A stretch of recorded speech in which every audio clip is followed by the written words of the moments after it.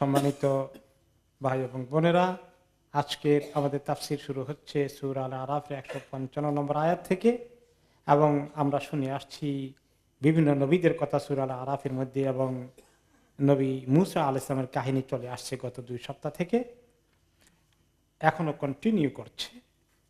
আল্লাহ তাআলা second appointment দিয়েছিলেন মূসা আলাইহিস সালামকে তাঁর উম্মতের একটি বড় রিপ্রেজেন্টেটিভ প্রতিনিধি দল সহকারে সাক্ষাৎ করার জন্য।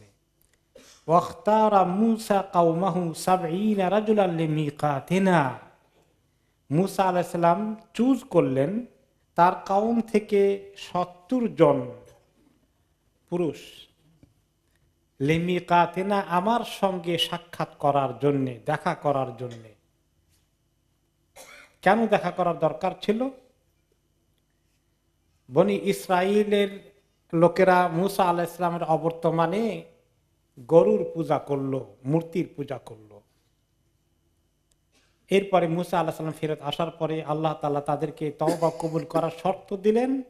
তাদেরকে আল্লাহর এই হুকুম মানার জন্য তাদেরকে হত্যা করতে হবে, এবং তারা স্বেচ্ছায় এই হত্যাকে তারা গ্রহণ করে নেবে, তাহলেই তওবা কবুল হবে। এবং তাই হলো। কিন্তু যারা এই পূজা করেনি তারাও কম দোষ করেনি, তারাও তাদেরকে বাধা দেয়নি কেন, আটকায়নি কেন?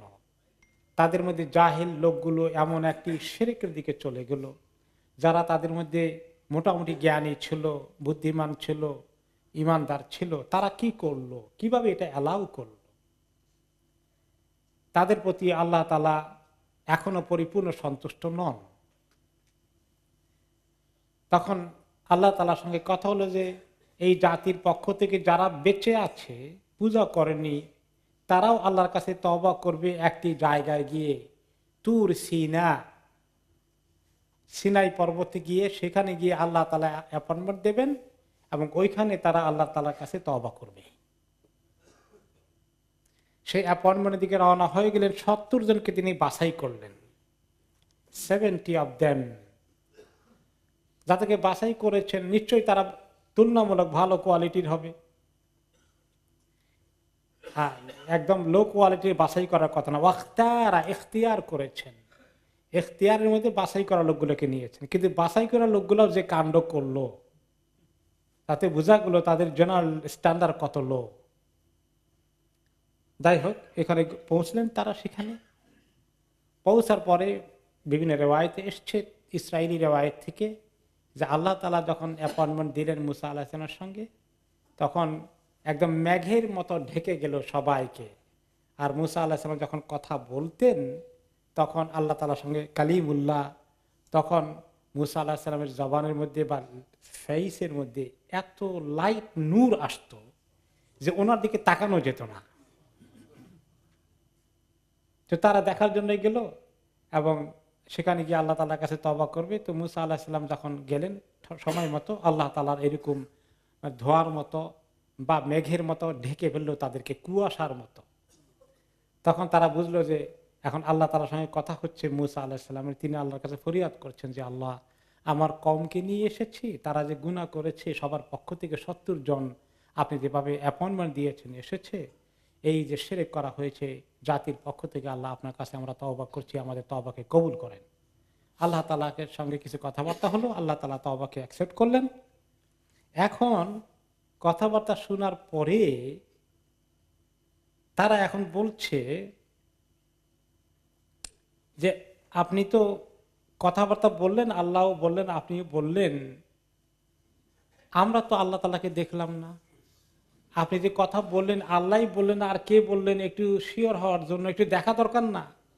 লান নুমিনা লাকা হাত্তা নারাল্লাহা জাহরাতান। আমরা তো এই আপনি বললেন আর শুধু শুনে বিশ্বাস করে ফেলবো তা হবে না, আমরা আল্লাহ তাআলাকে প্রকাশ্যভাবে দেখতে চাই। মূসা আলাইহিস সালাম নিজে দেখতে গিয়ে কি খবর হয়েছে সেটা চিন্তা করে না।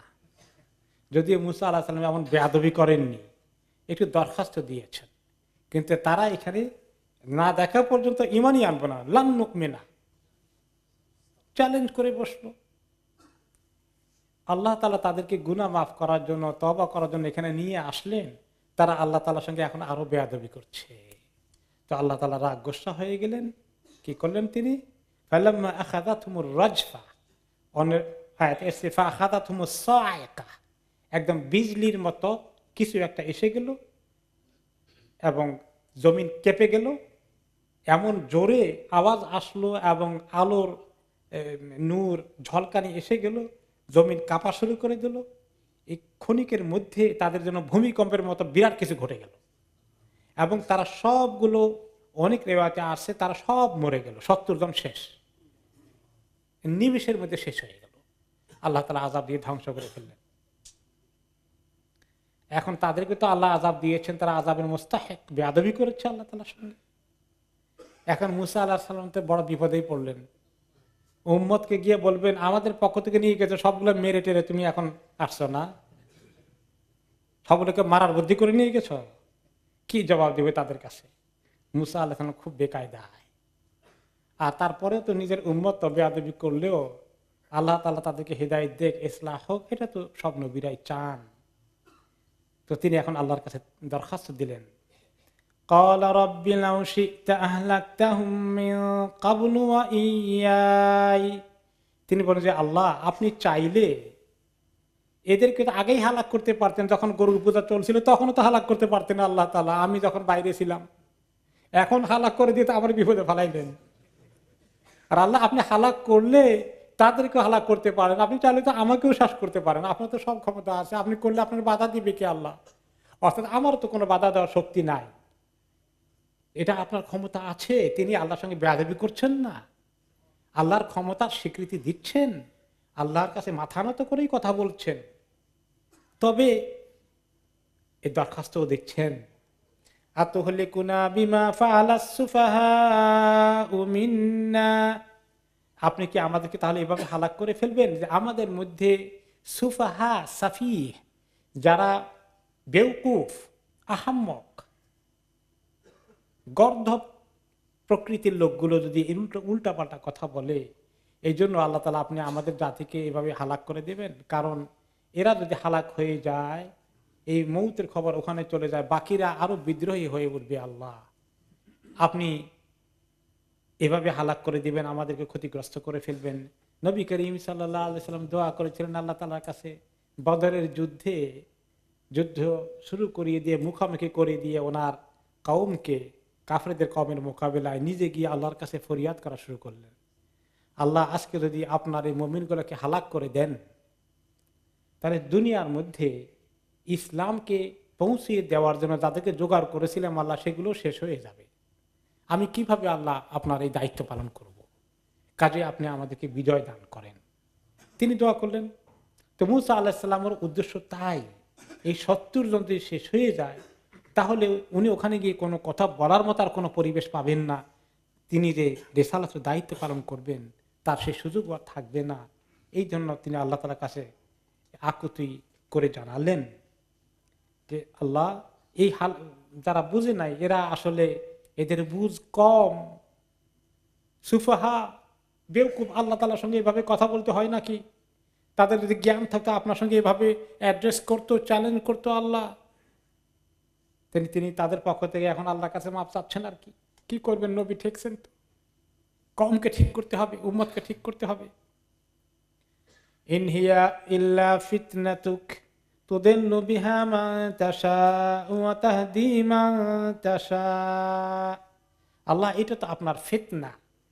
কেউ বলে যে আল্লাহর ফিতনা, আল্লাহ কি ফিতনা করেন নাকি বসে বসে? না, আল্লাহ তাআলার পক্ষ থেকে ফিতনা, ওয়ালাকাদ ফাতান্নাল্লাযীনা মিন ক্বাবলিকুম, যে আমি তোমাদেরকে ফিতনায় নিক্ষিপ্ত করব, পরীক্ষার মধ্যে ফেলে দিয়ে পাশ করাইতে চাইব। তো এরকম সেদিকেই তিনি নিয়ে বলেন যে আল্লাহ আপনি যে ফিতনা অর্থাৎ পরীক্ষায় পাশ করতে দিলেন, আমার কওম তো ফেল করে ফেললো, ওখানে গরুর পূজা করলো, এখানে এসে বেয়াদবি করলো, দোনোটা জায়গায় ফেল করলো। আল্লাহ আপনি ফিতনায় দিয়েছিলেন, তারা ফিতনায় নিক্ষিপ্ত হয়ে গেল, এবং এই ফিতনায় এটা তো আপনার মর্জি, আপনি যাকে চান তাকে গোমরাহ করে দেবেন, যাকে চান তাকে হেদায়েত দেবেন। অর্থাৎ আপনার পক্ষ থেকে মঞ্জুর না হলে তো আল্লাহ হেদায়েত কেউ পাবে না, আপনার পক্ষ থেকে মঞ্জুর হওয়া লাগবে, মঞ্জুর না হলে গোমরাহ হয়ে যাবে। তা আমি দরখাস্ত যে আল্লাহ আপনি আমার কওমকে হেদায়েত মঞ্জুর করে দেন। এটাই তিনি বুঝাতে চাচ্ছেন। এই নয় যে আল্লাহ যাকে চায় হেদায়েত দিয়ে দেন, যাকে চায় গোমরাহ করে দেন। আল্লাহ তাআলা কি এইরকম নাউজুবিল্লাহ খামখেয়ালি কোনো শব্দ কি আল্লাহর জন্য প্রযোজ্য হতে পারে? কখনো নয়। তিনি কোনো কাজই এইরকম ভাবে করেন না। তবুও তিনি বললেন যে যাতে করে হেদায়েতের মালিক তিনি হেদায়েত না দিলে কেউ হেদায়েত পাবে না। তো আল্লাহ তাআলার দিকে হেদায়েতের দায়িত্বটা তিনি দিলেন বা ক্ষমতা রেখেই দরখাস্ত দিলেন। আনতা ওয়ালিয়ুনা ফাগফির লানা ওয়ারহামনা ওয়া আনতা খায়রুল গাফিরিন। হে আল্লাহ, আপনি তো আমাদের ওয়ালি। আল্লাহ মুমিনদের ওয়ালি। আল্লাহু ওয়ালিয়ুল্লাযীনা আমানু। আল্লাহ মুমিনদের ওয়ালি। তো ওয়ালি অর্থ কি আমরা অনেকবার শুনেছি। আল্লাহ মুমিনদের একান্ত আপনজন, ভরসার স্থল, ভরসার জায়গা, যার উপরে নির্ভর করা যায়। তিনি আল্লাহ হচ্ছেন সেই ওয়ালি আমাদের জন্য। আর মানুষ ওয়ালিকে, যে মানুষ ওয়ালি আল্লাহর উপরে ভরসা করে, আল্লাহ তাআলার কে নিজেকে একান্ত আপন মনে করে আল্লাহর অনেক কাছাকাছি যায় ইবাদত করতে করতে, হক হালাল শরীয়তের উপরে চলতে চলতে তিনি হচ্ছেন আল্লাহর ওয়ালি। আল্লাহ তার ওয়ালি। দুই ওলির দুই রকম যোগ্যতা। আল্লাহর যোগ্যতা কি তা তো আমরা জানি, যে তিনি তাকে হেদায়েত দেন, তাকে আল্লাহ খেয়াল করেন, সেই বিপদে পড়লে আল্লাহ তাকে সাহায্য করেন। আর মুমিন আল্লাহর ওয়ালি, সে আল্লাহর হুকুম মেনে আল্লাহর উপর তাওয়াক্কুল করে আল্লাহ তাআলার ইবাদত করে আল্লাহর কাছাকাছি হয়ে যায়। তো তিনি বললেন যে আল্লাহ আপনি আমাদের ওয়ালি, আমাদেরকে আর কোনো ওয়ালি আছে বিপদ আপদে উদ্ধারকারী, দরখাস্ত দেওয়ার জায়গা আমাদেরকে আর কোনোটা আছে আপনি ছাড়া? তো আমরা ভুল করেছি, আমার কওম ভুল করেছে, আল্লাহ আপনি তাদেরকে মাফ করে দেন, আমাদেরকে সবাইকে মাফ করে দেন। ওয়ারহামনা, আমাদেরকে রহম করেন, বেশি করে রহম দান করেন আল্লাহ। ওয়া আনতা খায়রুল গাফিরিন, আপনি সর্বোত্তম ক্ষমাকারী, আপনি সর্বোত্তম ক্ষমাকারী। আপনি এত সুন্দর করে ক্ষমা করেন, এত বেশি ক্ষমা করেন, এত ক্ষমা করতে পারেন, আপনার তুলনা কোনো জায়গায় নেই। আল্লাহ আপনি আমাদেরকে মাফ করে দিন। বহু তরিকা তিনি আল্লাহর কাছে দরখাস্ত দিচ্ছেন, আরো দরখাস্ত দিচ্ছেন। ওয়াকতুব লানা ফি হাযিহিদ দুনিয়া হাসানাতাও ওয়া ফিল আখিরাহ, আপনি আমাদেরকে দুনিয়ার মধ্যে হাসানা দেন, ভালো দেন, আর আখিরাতেও তাই ভালোই দেন। এটা মুসা আলাইহিস সালাম দোয়া করেছিলেন। কোরআনে পাকে এই দোয়াটাকে আল্লাহ তাআলা আমাদেরকে আরো সুন্দর করে শিখিয়ে দিয়েছেন। কি? রব্বানা আতিনা ফিদ দুনিয়া হাসানা ওয়া ফিল আখিরাতি হাসানা ওয়া কিনা আযাবান নার। এই দোয়ার অর্থ কি? দুনিয়ার হাসানা অর্থ কি? দুনিয়ার মধ্যে এক নম্বর দিনদার হওয়া। দুনিয়ার ভালো জিনিসের সর্বপ্রথম কোনটা? দিনদার হতে পারা, ইমানদার হতে পারা, আমলের মধ্যে ঢুকতে পারা, আল্লাহ তাআলাকে সম্পর্ক মজবুত করা। এটা হচ্ছে দুনিয়ার সবচেয়ে বড় নিয়ামত। এছাড়া দুনিয়ার হাসানাতের মধ্যে আরো আছে দুনিয়ার সুন্দর রিজিক পাওয়া, সুন্দর স্বামী পাওয়া, সুন্দর স্ত্রী পাওয়া, ভালো ছেলে মেয়ে পাওয়া, সম্পদের হালাল তরিকায় সুন্দর বাড়ি গাড়ির মালিক হওয়া। এগুলো সবগুলো দুনিয়ার হাসানাতের মধ্যে আসে। আর আখিরাতের হাসানা হিসাবের দিনে পাশ করা, কবর আযাব থেকে মুক্তি, তারপরে আল্লাহ তাআলার কাছে জান্নাত নিশ্চিত করা, আর ওয়াকিনা আযাবান নার থেকে তো আরো পরিষ্কার, জাহান্নাম থেকে আমাদেরকে আল্লাহ বাঁচিয়ে দেন। তো এইরকম সিমিলার দোয়াই মুসা আলাইহিস সালাম আল্লাহ তাআলার কাছে করলেন। তারপরে বললেন ইন্না হুদিনা ইলাইক, আমরা আপনার কাছে হেদায়েতে নিয়ে, হেদায়েত চাচ্ছি, হেদায়েত নিয়ে এগিয়ে আসছি। হুদনা, হাদা ইয়াহদি, হেদায়েত থেকে হুদনা, আমরা হেদায়েত পাওয়ার আশায় আপনার কাছে আসছি। এই যে হুদনা, এখান থেকে ইয়াহুদ শব্দটা ইসরায়েলি জাতির পরিচয় হিসাবে ফুটে ওঠে, আল ইয়াহুদ, যারা হেদায়েতের দিকে আসার জন্য চেষ্টা করছে, চাচ্ছে, দরখাস্ত দিচ্ছে, প্রচেষ্টা চালাচ্ছে। সেখান থেকে নামটা কিন্তু অর্থ খারাপ না, সুন্দর অর্থ। যদি কেউ কেউ বলছেন ইয়াহুদা নামে তাদের এক পূর্বপুরুষ ছিল, তার নামে ইয়াহুদ হয়েছে, এটাও আরেকটি রেওয়ায়েত এসছে। যাই হোক, এখানে তো কোরআনের আয়াতে সরাসরি এসে গেছে। তারপরে মুসা আলাইহিস সালাম এখন আল্লাহ তাআলার কাছে বলছেন যে আল্লাহ আমরা কি করছি, এর হুদনার আরেকটি অর্থ এসেছে আই তুবনা ওরা জানা ও আনাবনা ইলাইকা, আল্লাহ আপনার কাছে হিদায়ত নেওয়ার জন্য আসলাম, মানে তওবা করছি। আমরা যে গুনাহ করেছি, আমার কওম যে গুনাহ করেছে, আমরা সবাই আপনার কাছে তওবা করি। তো আল্লাহ তাআলা তখন বললেন, এখানে পরে যেটা কথা আসছে সূরা আল বাকারাতে অন্যান্য জায়গায় যেটা আসছে, এই যে তাদেরকে 70 জন নিহত হয়ে গেল, তারপরে আল্লাহ তাআলার কাছে তিনি দরখাস্ত করলেন, আল্লাহ তাআলা তাদেরকে কি করলো, জিন্দা করে দিলেন।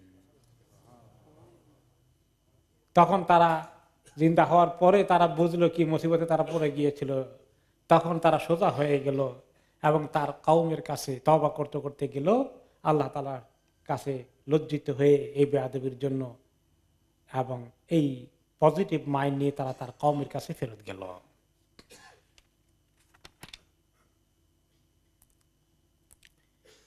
আল্লাহ তাআলার কাছে যখন তিনি দোয়া করছেন, মুসা আলাইহিস সালাম তো আল্লাহ তাআলার সঙ্গে দোয়া করেন, কথা দোয়া হলো কথা আল্লাহর সঙ্গে, এই জন্য তিনি কালিমুল্লাহ। আর আমরা যখন দোয়া করি আল্লাহ তাআলার কাছে, আমরাও আল্লাহর সঙ্গে কথা বলি। এই জন্য দোয়াকে আমরা বলি মুনাজাত। মুনাজাত শব্দের অর্থ কি? দুইজনে কানে কানে কথা বলা, দুইজনে কানে কানে কথা বলা। আমরা যখন দোয়া করি কি করি, আল্লাহর সঙ্গে কানে কানে কথা বলি। এই জন্য দোয়া বেশি জোরে উচ্চারণ করে সবাইকে নিয়ে করা, তাহলে মুনাজাত হয় না, দুইজন হয় না, বেশি হয়ে গেল। তো বুঝতে পেরেছেন? অরিজিনাল দোয়াটা যেখানে রেখে দিয়ে আমরা খালি ওই 2 নম্বরটা নিয়ে টানাটানি বেশি করে করি, আমাদের পেট ভরে না। সহি তরিকার উপরে টিকে থাকা, আমি আল্লাহ তাআলার কাছে আমার মনের কথা বলবো একা একা, আমার আল্লাহ একা একা শুনবেন, আমাকে মাফ করে দিবেন, এই পরিবেশ হলো মুনাজাত। যাই হোক, তো মুসা আলাইহিস সালাম মুনাজাত করছেন, আমরা যখন মুনাজাত করি আল্লাহ তাআলা আমাদের মুনাজাত শুনেন এবং তিনি আমাদেরকে কবুলও করেন, তিনি অনেক কিছু মাফ করে দেন। মুসা আলাইহিস সালামকে আল্লাহ তাআলা তিনি কথা বলছেন মুনাজাতের মাধ্যমে, দোয়ার মাধ্যমে, আর মুসা আলাইহিস সালাম ওনাকে কিছু আনসার দিচ্ছেন। قال عذابي أصيب به من أشاء ورحمتي وسعت كل شيء فسأكتبها للذين يتقون ويؤتون الزكاة والذين هم بآياتنا يؤمنون।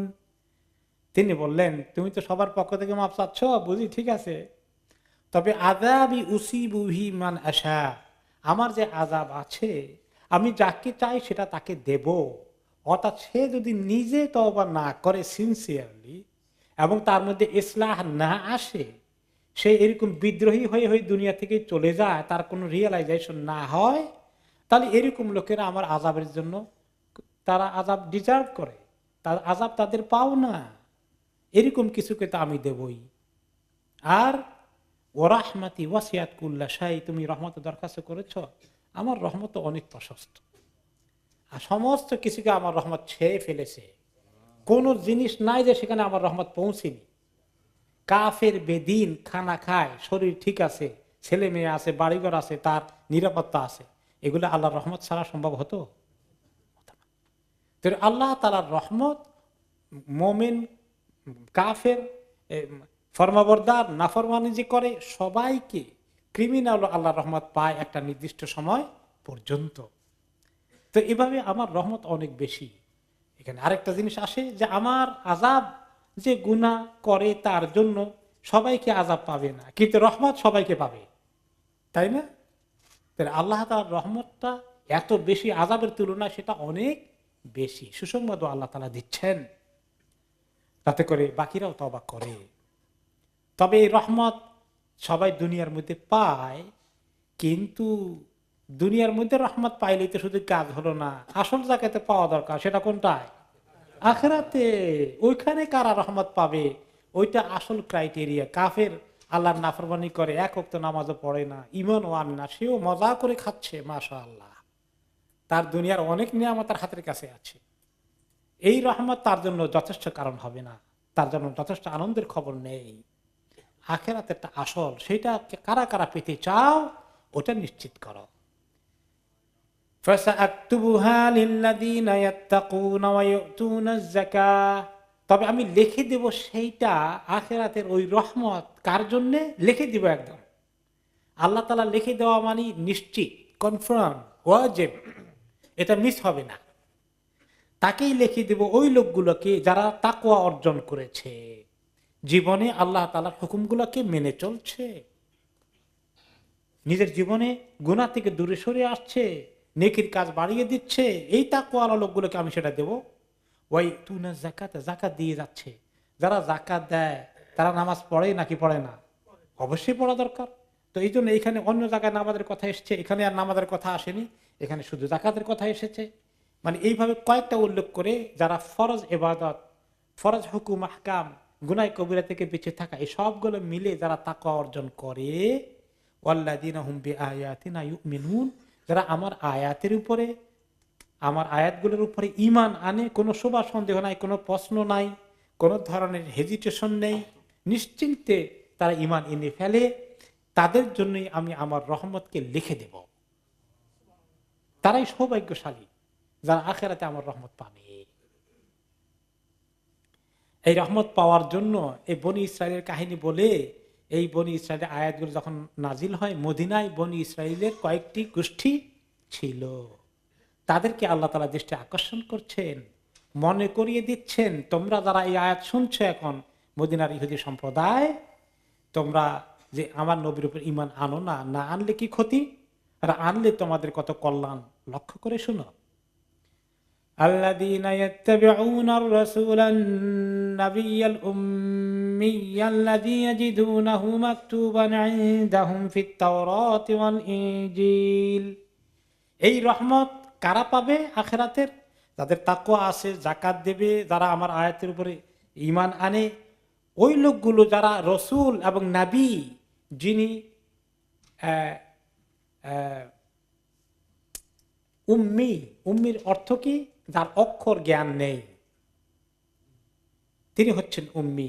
এখানে লিঙ্ক করা হচ্ছে রাসূলুল্লাহ সাল্লাল্লাহু আলাইহি ওয়াসাল্লাম, মুহাম্মদ রাসূলুল্লাহ সাল্লাল্লাহু আলাইহি ওয়াসাল্লামের কথা, যে তোমাদের মধ্যে যারা বনি ইসরায়েলের লোক হোক, অন্য জায়গার হোক, যারা এই নবী রাসূল এবং নবীর উপরে, যিনি অক্ষর জ্ঞান যার নেই, এই নবীর উপরে যারা ঈমান আনে, তাকে অনুসরণ করে, তারা এই রহমত পাবে।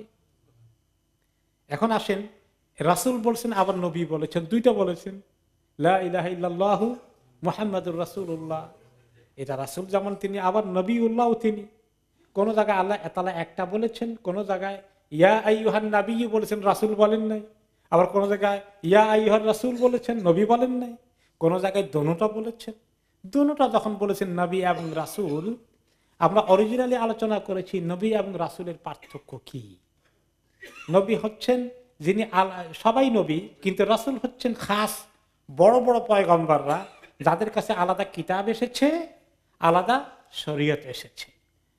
আর নবী হচ্ছেন শরীয়তওয়ালা, কিতাবওয়ালারাও নবী, আর যাদের কাছে কিতাব আসে নাই, অন্য নবীর শরীয়ত এবং কিতাবকে তারা অন্য জায়গায় পৌঁছাই দেন, তারাও নবী। সবাই নবী, সব রাসূল নবী, কিন্তু সব নবী রাসূল নন। এখন আল্লাহর পক্ষ থেকে যিনি পৌঁছিয়ে দেন, আল্লাহর সঙ্গে ওনার সম্পর্কের খানে তিনি রিসালত নিয়ে আসেন, এই সেন্সে তিনি হচ্ছেন রাসূল। আর নবী হচ্ছেন যখন তিনি লোকদেরকে আল্লাহর এই খবরটা পৌঁছিয়ে দেন, সেই দিকটা লক্ষ্য করে তিনি নবী।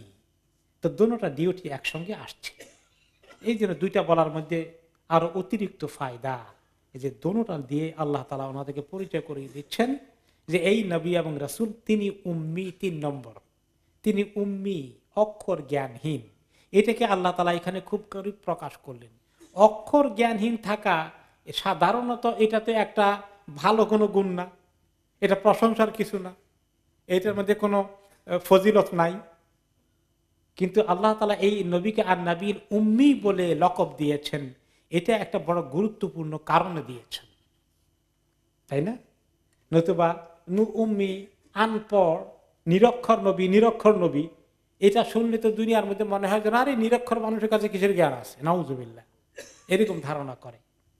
তো আল্লাহ তাআলার মাসলাহাত হচ্ছে যে তিনি যদি লেখাপড়া জানতেন, এমনিতে আরবের লোকেরা বলেছে যে সে আগের কিতাবগুলো, তাওরাত ইনজিলের কাহিনী ঘটনাগুলোকে নকল করে করে করে কেউ তাকে লিখে দেয়, আর সেগুলাকে সে সকালবেলা এসে বলে আমার উপরে কালকে রাতে ওহী নাজিল হয়েছে, তিনি বানান।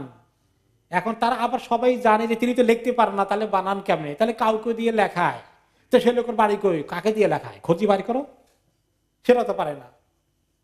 তো এখন যদি উনি লেখার জানতেন তাহলে কি বলতো, যে নিজে লেখছে, লেখা জানে। তো আল্লাহ তাআলা তাদের কিভাবে ঠেকিয়ে দিলেন দেখেন, তারা কোনো প্রমাণ পেশ করতে পারবে না।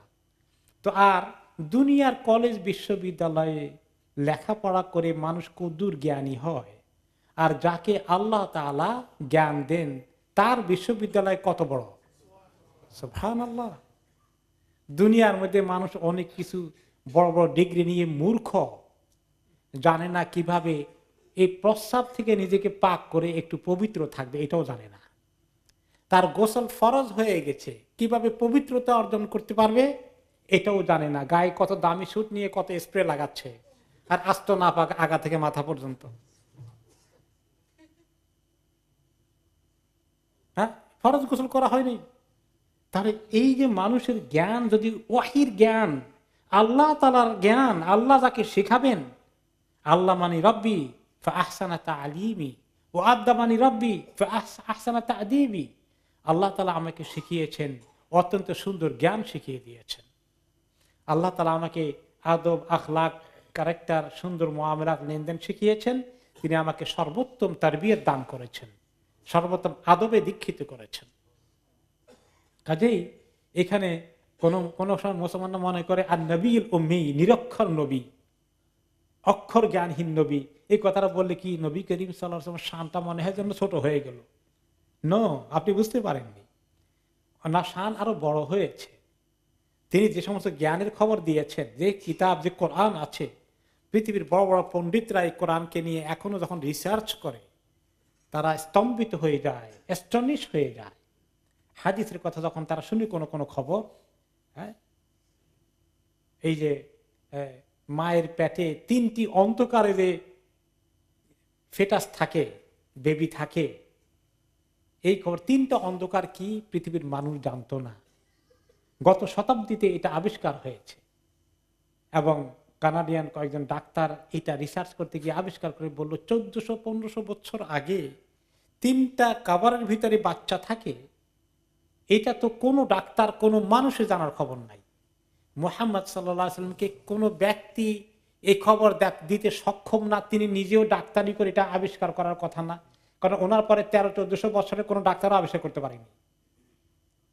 গত শতাব্দীতে মডার্ন সায়েন্স এটাকে আবিষ্কার করেছে, তার আগে পৃথিবীর কোনো মানুষ জানেনি। কিন্তু কোরআনে কি করে এই খবর দেওয়া হয়েছে? নিশ্চয়ই এটা মুহাম্মদের নিজের বানানো কোনো খবর নয়। তিনি যে আল্লাহর কাছ থেকে এসেছেন বলে দাবি করেন, সে আল্লাহ ঠিক, এবং তারা ঈমান এনে ফেলল। হ্যাঁ, এই নবী উম্মি যারা এই নবীকে ফলো করে, ইয়াত্তাবিউন, তাদের জন্য আল্লাহ রহমতকে লিখে দিবেন। এই নবী উম্মির খবর ইহুদি এবং খ্রিস্টানদের কাছে ছিল এবং আছে। ইয়াজিদুনাহু মাকতুবান ইনদাহুম ফিত তাওরাত ওয়াল ইনজিল, এই নবীর খবর তারা তাদের কাছে লিখিত পাওয়া যাচ্ছে, তাদের তাওরাতের মধ্যে এবং ইনজিলের মধ্যে লিখিত আছে। ইয়াতি মিন বাদি ইসমুহু আহমদ, কি কি লক্ষণ, কিরকম হবে, তিনি কোন এলাকায় আসবেন, কোন ধরনের পরিবেশ থাকবে, অনেক খবর অ্যাডভান্স আল্লাহ দোনো কিতাবে বলে দিয়েছেন। এবং দোনো নবী, ঈসা আলাইহিস সালাম, মুসা আলাইহিস সালাম, এবং ওনাদের আগে পরে যত নবী এসেছে সবাই ওসিয়ত করে গেছে, নসিহত করে গেছে, আখিরি নবী যখন আসবে এই সিমটম হবে, সাইন হবে, লক্ষণ হবে, তাকে চিনতে কোনো অসুবিধা হবে না, তোমরা তাকে, তার খবর আসলেই দেরি করবে না, ঈমান এনে ফেলবা।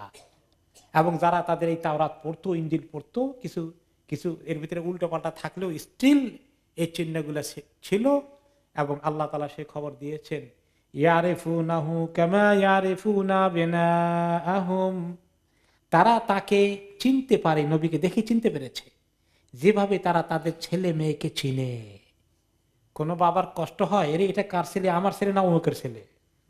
না, ছেলেকে দেখলেই চেনেন, মেয়েকে দেখলেই চেনেন, আপনার ছেলে আপনার মেয়ে। যেমন কষ্ট হয় না, এই নবী যে আল্লাহর আখেরি নবী, এটা চিনতেও তাদের কষ্ট হয়নি। যারা এটাকে চিনেই সঙ্গে সঙ্গে ঈমান এনে ফেলেছে আর এই নবীকে অনুসরণ করছে, তাদের জন্য আল্লাহ তাআলা রহমত লিখে দিবেন। ইয়া'মুরুহুম বিল মারুফি ওয়া ইয়ানহাহুম আনিল মুনকার। এই রাসূল আখেরি নবী এসে তাদেরকে ভালো কাজের নির্দেশ দেবে, ভালো কাজের দিকে ডাকবে, মন্দ কাজ থেকে তাদেরকে দূরে সরিয়ে নেবে, খারাপ কাজ থেকে নিষেধ করবে। ওয়ায়ুহিল্লু লাহুমুত তাইয়্যিবাতি ওয়া ইউহাররিমু আলাইহিমুল খাবায়েস। এবং তিনি কি করবেন, তার যে শরীয়ত নিয়ে আসবেন, কোনটা হালাল কোনটা হারাম, যত খাবিস জিনিস আছে সবগুলাকে হারাম করে দিবেন তিনি আল্লাহর পক্ষ থেকে। যেগুলো যেগুলো আল্লাহ তাআলা উম্মতকে হারাম করেছেন, এগুলো কোনোটাই তয়্যিব নয়, সবগুলো কি খাবিস। আপনারা লোকাল ল্যাঙ্গুয়েজে খবিস বলেন, তাই না? আরবি শব্দ খাবিস, খারাপ, নিচু, নাপাক, এইরকম জিনিস হচ্ছে খাবিস। আর তয়্যিব হচ্ছে তার অপোজিট। তাই নবী মুহাম্মদ সাল্লাল্লাহু আলাইহি ওয়াসাল্লাম যে শরীয়ত দিয়ে দেবেন, সেটা হবে সমস্ত খবিস জিনিসকে হারাম করে দেবেন, আর যত ভালো জিনিস আছে ইউহিল্লু লাহুমুত তাইয়্যিবাত, পাক পবিত্র ভালো জিনিসগুলোকে হালাল করে দিবেন। আল্লাহ তাআলা আমাদের জন্য ভালো জিনিসকে হালাল করে দেন। ওয়া ইউহিল্লু লাহুমুত তাইয়্যিবাত, এখানে দুটো জিনিস আছে, হালাল এবং তাইয়্যিবাত, তাই না? হালাল তো আমরা চিনি, এক খাস তরিকে জবা করলে হালাল হয়ে যায়। আর তাইয়্যিবাত হলো জিনিসটা ভালো, কোয়ালিটি ভালো। তো গরু ছাগল এগুলা তাইয়্যিবাত, আর জবাই না করলে তাইয়্যিবাত তাও কি হবে না, হালাল হবে না। আর শুকর কুকুর এগুলা তাইয়্যিবাত না, এগুলা কি খাবাইস। তবে খাবাইস গুলো জবা করলে হালাল হবে নাকি? না, খবিস কোনোদিনই হালাল হবে না, জবাই করলে হালাল হবে না। ঠিক আছে, কিন্তু তাইয়্যিবাত তার জন্য জবাই করা শর্ত। এখন জবাই করে আমাদের ডক্টর আব্দুল মজিদ আল কাতমি একজন আছেন, উনি অনেক হালাল খাবার টাবার ব্যবহারে ক্যাম্পেইন করেন। সেটা হচ্ছে যে সমস্ত স্টানিং প্রসেসে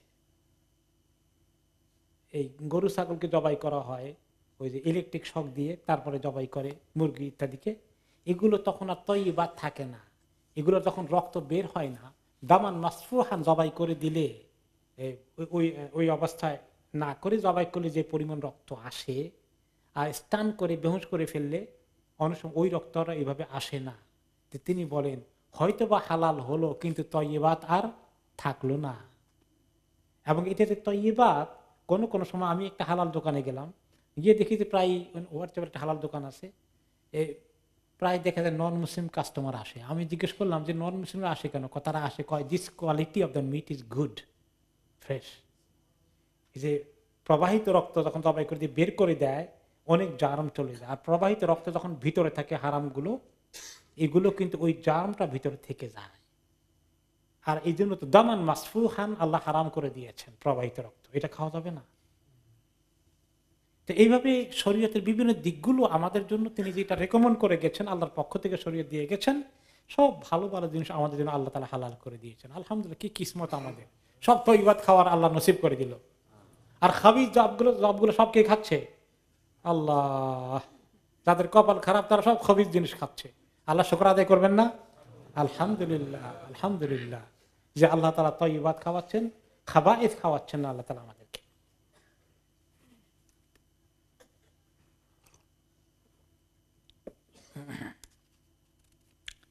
এরপরে হচ্ছে আরো কি কাজ করবেন নবী তোমাদের জন্য? ওয়ায়াদাউ আনহুম ইসরাহুম ওয়াল আগলাল আল্লাতী কানাত আলাইহিম। আহলে কিতাবের লোকেরা, বনী ইসরাইলের লোকেরা যদি এই নবীর অনুসরণ করে, এই শরীয়তকে গ্রহণ করে, তাহলে তাদের জন্য আরো ফায়দা আছে। ওয়ায়াদাউ আনহুম ইসরাহুম, তাদের উপরে যে বোঝা চাপিয়ে দেওয়া হয়েছিল, এগুলা ওনার উসিলায় আল্লাহ সরিয়ে দেবেন। ওয়াল আগলাল আল্লাতী কানাত আলাইহিম, তাদের যে কয়েদগুলো ছিল, বিভিন্ন রকম লিমিটেশন, তাদের শরীয়তকে আল্লাহ অনেক টাইট করে দিয়েছিলেন। বারে বারে তারা বিভিন্ন রকমের নবীর সঙ্গে বেয়াদবি করার কারণে আল্লাহ তাআলা এভরি টাইম তাদের শরীয়তকে কি করেছেন? টাইট করে দিয়েছেন। অনেক হালাল জিনিসকে আল্লাহ হারাম করে দিয়েছেন। কোনো চর্বি তারা খেতে পারবে না। তবে যদি হাড্ডির সঙ্গে সামান্য একটু চর্বি লেগে থাকে, ওইটা একটু খাইতে পারবে। যেমন সিনার গোস্ত টোস্ত আছে না, চর্বি লেগে থাকে, ওগুলো কিছু খেতে পারবে, সাধারণ চর্বি কিচ্ছু খেতে পারবে না তারা। তাদের যদি কাপড়ের মধ্যে নাপাক লেগে যায়, নাজাসাতে গালিজা, শক্ত নাপাকি যেগুলো পায়খানা টাখানা জাতীয় জিনিস, এগুলো কাপড় ধুইলে সাফ হবে না, কাপড় ওটাকে কেটে ফেলে দিতে হবে ওই অংশটুকু। এবং তাদের যে তওবা করানো হলো, শিরক করার কারণে কি তওবা করতে হয়েছে? নিহত করতে হয়েছে, নিজেকে হত্যা করা লেগেছে আর কারো মাধ্যমে, এছাড়া তওবা কবুল হতো না। এই উম্মতের কেউ যদি কোনো কারণে শিরক করে বসে, আল্লাহ মাফ করুন, তারপরে সে যদি তওবা করতে চায়, তাকে কতল করার দরকার আছে? না। আল্লাহ তাআলা অনেক হালকা করে দিয়েছেন, অনেক জিনিসকে হালকা করে দিয়েছেন। তাদের শরীয়তের অনেক ঝামেলা আছে। তাদের হলো ডায়েরি জিনিস আর গোশত একসঙ্গে রাখতে পারবে না, আলাদা ফ্রিজ লাগবে। দুধ রাখতে হবে আলাদা ফ্রিজে, আর গোশত রাখতে হবে আলাদা ফ্রিজে। এরকম ডিম, দুধ, গোশত সব এক জায়গায় রাখতে পারবে না, তাদের শরীয়তে নিষেধ। শনিবারে কোনো কাজ করতে পারবে না, এত শক্ত। আমি বলছিলাম যে একবার আমাদের 3 ধর্মের লোকদেরকে নিয়ে ওই আপনার NHS একটা প্রোগ্রাম করলো। ইহুদি ধর্মের একজন, খ্রিস্ট ধর্মের একজন, আর মুসলমানদের পক্ষ থেকে আমাকে নিল। এখন বলেন যে ডাক্তার, প্রফেশনাল, নার্সেস সবাই আছে। এখন মেডিকেল প্রফেশনালরা হসপিটালে কিভাবে বিভিন্ন ধর্মের লোকদেরকে তাদের নিড অনুযায়ী সার্ভ করবে, তাদের কালচারগুলো জানার জন্য তারা একটা বড় হেলথ প্রফেশনালদের আয়োজন করলো। তো ওখানে যিনি ইহুদি ধর্মের প্রতিনিধিত্ব করেন, তিনি বললেন যে আমাদের শনিবারে কাজ করা যাবে না, এমনকি কোনো রোগী যদি নিজে লিফটে উঠতে হয়, সেই লিফটের বটমটা প্রেস করতে পারবে না, এটাও কাজ। ইহুদিদের মধ্যে বিভিন্ন রকমের আছে, গ্রুপ আছে, কোনো যারা ভেরি কি বলে এক্সট্রিমলি ফলো করে, স্ট্রিক্টলি ফলো করে, তাদের শনিবারে কোনো কাজ করতে পারবে না, এমনকি লাইটের সুইচটা অন করতে পারবে না, লিফটের সুইচ অন করতে পারবে না। তো আমরা জিজ্ঞাসা করলাম তাহলে সে এখন যদি তার উপরে তালায় উঠতে হয়, নিচে তালায় নামতে হয়, কি করবে? দাঁড়িয়ে থাকবে, কেউ খোলে কিনা, প্রেস করে কিনা, তাহলে সে চান্স নিয়ে নেবে। তো এই যে মনে করেন তাদের শরীয়তে, আমরা কোনো ধর্মের নিন্দা করছি না, আমরা বলছি যে আল্লাহ তাআলা যে আমাদেরকে কি আসান দিয়েছেন, কত রহমত করেছেন, এত কঠিন শরীয়ত দেননি। এরকম তাদের ধর্মের শরীয়তের মধ্যে অনেক লিমিটেশন আছে। আরেকবার আমরা গেলাম বসনিয়াতে, আমাদের সঙ্গে সেখানে ইহুদি ছিলেন। এখন এক বেচারা, অন্য বেচারারা বিভিন্ন খাবার দাবার খায়, কোষার খাবার হলে খায়। এক বেচারার খাবার এমন দুরবস্থা, সে বিভিন্ন রকমের ড্রাই ফ্রুট নিয়ে গেছে, তার কোষার ড্রাই ফ্রুট, কোনো খাদ্য ওখানকার খাইতে পারবে না, বসনিয়ার কোনো খাদ্য সে খেতে পারবে না। এমনকি তাদের প্লেট এবং চামচ এগুলো ইউজ করতে পারবে না, এগুলো কোষার হওয়া লাগবে। তো এখন সে এখান থেকে নিতে গিয়ে তারপরে এখন আর ওগুলা শেষ হয়ে গেছে। এখন সেই চা খাবে, যে চা খাওয়ার জন্য নর্মাল কাপ সে ইউজ করতে পারবে না। তখন কি করলো, অপেক্ষা থাকলো যে কোনো জায়গায় যেটা কখনো ব্যবহার করা হয় নাই, কেউ ব্যবহার করে নাই, এরকম একটা পাত্রে সে তাকে চা খেতে হবে। তখন অনেক খোঁজাখুঁজি করে ওই যে ডিসপোজেবল কাপ পাওয়া যায় কিনা, যেটা কেউ ব্যবহার করে নাই, ওইটা জোগাড় করে এনে তারপরে চা খেতে পারলো। কত লিমিটেশন আমি দেখলাম। আমরা কোনো ধর্মকে নিন্দা করি না, ইসলাম কোনো ধর্মকে নিন্দা করতে আমাদেরকে নিষেধ করেছে। হ্যাঁ, রিলিজিয়াস হেট্রেড এগুলা ইসলামের দৃষ্টিতে ঠিক নয়, কিন্তু আমরা আমাদের দিনকে বোঝার জন্য এবং অন্য ধর্মের কিছু যেগুলো তাদের ধর্মের পরিচয়ে, এটা দেওয়ার মধ্যে কোনো আপত্তি নেই। এই দেশে আপনার আর এই ক্লাসে ধর্মীয় শিক্ষা পড়ায়, মুসলমানদের ধর্মীয় শিক্ষা কি, হিন্দুদের বা খ্রিস্টান ইহুদিদের ধর্মীয় শিক্ষা কি, কোন ধর্মের কি শিক্ষা এটা বলতে পারবেন, কিন্তু কোন ধর্মকে আপনি নিন্দা করতে পারবেন না, বা কোন ধর্মের ফজিলত বাড়াইতে পারবেন না ওই আর এই ক্লাসের মধ্যে। কিন্তু আমরা বোধহয় আমাদের এখানে আমাদের ইসলামের ফজিলতে গাইতে পারবো ইনশাআল্লাহ, কিন্তু কোন ধর্মের নিন্দা করাটা ঠিক হবে না। কিন্তু দিস ইজ দ্য ফ্যাক্ট। আল্লাহ তাআলা যেটা বলেছেন যে এভাবে বলছেন যে তোমাদেরকে এই নবী উপরে ঈমান আনো, তোমাদেরকে আল্লাহ তাআলা এক সহজ শরীয়তের দিকে নিয়ে আসবেন। এই নবী কি করবেন, তোমাদের কাছ থেকে অনেক বোঝা সরিয়ে দেবেন, অনেক কষ্ট, অনেক লিমিটেশনকে দূর করে দেবেন যেগুলো তাদের উপরে ছিল, কানাত আলাইহিম। এবারে এগুলো বলার পরে এখন আল্লাহ তাআলা বলছেন ফাল্লাযীনা আমানু বিহি ওয়া আযযারুহু ওয়া নাসারুহু ওয়াত্তাবাউন নূরাল্লাযী উনজিলা মাআহু উলাইকা হুমুল মুফলিহুন। যে সমস্ত যারা ঈমান আনবে ইসরায়েলি সম্প্রদায় থেকে, ইহুদি নাসরাত থেকে, আহলে কিতাব থেকে, আর এই নবীকে যারা সাহায্য করবে, এই নবীর সাহায্যে যারা এগিয়ে আসবে, এবং যে নূর এই নবীকে দেওয়া হয়েছে, লাইট, কোরআন, ওয়াহি, এইটাকে যারা ফলো করবে, যা তার প্রতি নাজিল হয়েছে, উলাইকা হুমুল মুফলিহুন, এরাই হলো সত্যিকার কামিয়াব, এরাই সফল কাম হবে। এইভাবে আল্লাহ তাআলা তাদেরকে কি করলেন? আল্লাহ তাআলা তাদেরকে আবেদন করলেন বা তাদের প্রতি আহ্বান জানালেন, যাতে তারা নবী মুহাম্মদ সাল্লাল্লাহু আলাইহি ওয়াসাল্লামের দুশমনী না করে তার প্রতি ঈমান আনে, তারা কামিয়াব হয়ে যাবে। এর তো আল্লাহ তাআলা চান। আল্লাহ তাআলা তো দুনিয়ার মানুষকে শাস্তি দেওয়ার জন্য সৃষ্টি করেননি। ওয়া খালাকুল জিন্না ওয়াল ইনসা ইল্লা লিয়াবুদুন, আল্লাহর ইবাদতের জন্য। সবার আল্লাহ তাআলা কল্যাণ চান, কিন্তু তারা সেটা অ্যাকসেপ্ট করলো না। এরপরে মুসা আলাইহিস সালামের কাহিনী আরো আছে, কিন্তু ফাঁকে দিয়ে যেহেতু মদিনায় ওনার উম্মতের যে অংশটা ছিল তাদেরকে আল্লাহ নসিহত করে ঈমানের দিকে ঢুকাইতে চান, কোরআন ওয়াহী নাজিল হচ্ছে আর তাদেরকে আহ্বান করা হচ্ছে। এখন আল্লাহ তাআলা ইহুদিদেরকে এবং দুনিয়ার সমস্ত মানুষকে ডেকে বলছেন, মুসা আলাইহিস সালামের কাহিনীকে একটু ব্রেক দিয়ে আল্লাহ তাআলা আহ্বান করছেন, কুল ইয়া আইয়ুহান নাসু ইন্নী রাসূলুল্লাহি ইলাইকুম জামিআ। আপনি বলে দেন, হে নবী মুহাম্মদ, হে লোকেরা, ইন্নী রাসূলুল্লাহি ইলাইকুম, আমি তোমাদের কাছে আল্লাহর পক্ষ থেকে রাসূল হিসাবে এসেছি। জামিয়া, তোমাদের সবার কাছে এসেছি। আমি শুধু কয়েকজন আরবের কাছে এসে আসিনি, আমি আওস এবং খাজরাজের কাছে আসিনি, আমি কুরাইশদের কাছে আসিনি, আমি সমস্ত দুনিয়ার মানুষের কাছে এসেছি। আমাকে উপরে ঈমান আনা প্রত্যেকটি মানুষের উপরে ফরজ। আল্লাযী লাহু মুলকুস সামাওয়াতি ওয়াল আরদ, আমি সেই আল্লাহর পক্ষ থেকে রাসূল যে আল্লাহর হাতে আকাশগুলো এবং জমিনের মালিকানা। সেই আল্লাহ আমাকে পাঠিয়েছেন। মনে রেখো না যে আমি এসে বললাম যে আমি রাসূল হয়ে গেছি দাবি করছি। নো, আকাশ জমিনের যিনি মালিক, সৃষ্টিকর্তা, সেই আল্লাহর পক্ষ থেকে আমাকে এই দায়িত্ব দেওয়া হয়েছে। লা ইলাহা ইল্লা হুয়া ইউহয়ী ওয়া ইউমীত, সে আল্লাহকে তোমরা আশা করি সবাই চিনো। তিনি ছাড়া কোনো মাবুদ নেই, তিনি জীবন দান করেন এবং তিনি মৃত্যু দান করেন। জীবন মৃত্যুর মালিক যে আল্লাহ, সেই আল্লাহর পক্ষ থেকে আমি রাসূল হিসেবে এসেছি। فآمنوا بالله ورسوله ورسوله النبي الأمي الذي يؤمن بالله وكلماته, কাজেই সেই আল্লাহর প্রতি ঈমান আনো, আর দেরি করো না।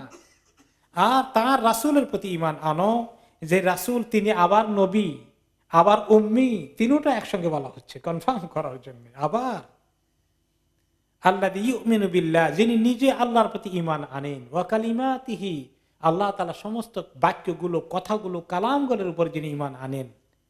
এবং এই আল্লাহর কালাম শুধু এই কোরআন নয়, তাওরাত, ইনজিল, জাবুর সমস্ত গুলার উপরে এই নবী ঈমান আনেন, সেগুলোকে অস্বীকার করেন না। ওয়াত্তাবিউহু লাআল্লাকুম তাহতাদুন, আর সেই আল্লাহর, সেই নবীর তোমরা অনুসরণ করো, আশা করা যায় তোমরা হেদায়েত পেয়ে যাবে। আশা করা যায় তোমরা হেদায়েত পেয়ে যাবে। যদি এই নবীর অনুসরণ না করো তাহলে তোমরা হেদায়েত পাবে না, গোমরাহ হয়ে যাবে। তোমরা কে চাও যে তুমি গোমরাহ হয়ে যাও? তোমরা তো এক নবীর উম্মত। কাজেই তোমরা গোমরাহ না হয়ে এই নবীর প্রতি ঈমান আনো। আল্লাহ তাআলা এগুলা ডেকে বলে দিচ্ছেন, তাদেরকে শোনানোর জন্য নবী করিম সাল্লাল্লাহু আলাইহি ওয়াসাল্লামকে অর্ডার দিচ্ছেন। কিন্তু তাদের অনেকেই এই কাজ করলো না, মেজরিটি ঈমান আনলো না মদিনায় বসেও, তবে কিছু এনেছে। তো আল্লাহ তাআলা সবাইকে আবার কন্ডেম করছেন, কিছু যে এনেছে এটাও আল্লাহ তাআলা স্বীকৃতি দিচ্ছেন। ওয়া মিন কওমি মূসা উম্মাতুন ইয়াহদুনা বিল হাক্কি ওয়া বিহি ইয়াদিলুন, মূসা আলাইহিস সালামের কওমের মধ্যে কিছু লোক আছে যারা হক থেকে হেদায়েত নেয়। যুগে যুগে সবাই গোমরাহ ছিল না, ওনার সময় ওনার পরে এবং নবী মুহাম্মদ সাল্লাল্লাহু আলাইহি ওয়াসাল্লামকে যারা পেয়েছে ইহুদি জাতির, তারাও কেউ কেউ ঈমান এনেছে ওনার প্রতি। আব্দুল্লাহ ইবনে সালাম থেকে শুরু করে অনেকেই এরকম মদিনার মধ্যে ঈমান এনেছেন। ওয়াবিহি ইয়াদিলুন, এবং তারা এই কোরআনকে নিয়ে তারা তারা হক রাস্তায় চলে আসে, তারা ইনসাফের রাস্তায় চলে আসে এবং এর ভিত্তিতে তারা ফয়সালা করে। তাহলে এখানে স্বীকৃতি দিয়েছিলেন বনি ইসরায়েলের যে সমস্ত লোকেরা ইসলাম কবুল করেছিল তাদেরকে আল্লাহ তাআলা স্বীকৃতি দিলেন, যাতে করে নবী মুসার সমস্ত কওমই যেন দোষারোপের মধ্যে না পড়ে যায়। ওই বেচারাদেরকে আল্লাহ তাআলা বের করে নিয়ে আসলেন। এরপরে এই নসিহতের পরে আল্লাহ তাআলা আবার যাবেন মুসা আলাইহিস সালামের কাহিনীর দিকে। তাদেরকে আল্লাহ তাআলা কি পরিমাণ ফেভার করেছেন, যাতে এগুলো শুনে মদিনার ইহুদিরা আল্লাহর প্রতি একটু এগিয়ে আসে, যে তোমাদেরকে আমি আরো কি কি হেল্প করছি দেখো, তোমাদেরকে আমি পানি এনে দিয়েছি, পাথর থেকে পানি কিভাবে এসেছে, এই কাহিনী ইত্যাদি আরো কিছু আল্লাহ তাআলা আগামী সপ্তাহে আমরা শুনবো। আল্লাহ তাআলা বলবেন সূরা আল আরাফের 160 নম্বর আয়াত থেকে আগামী সপ্তাহে আমরা তাফসীর শুনবো ইনশাআল্লাহ তাআলা।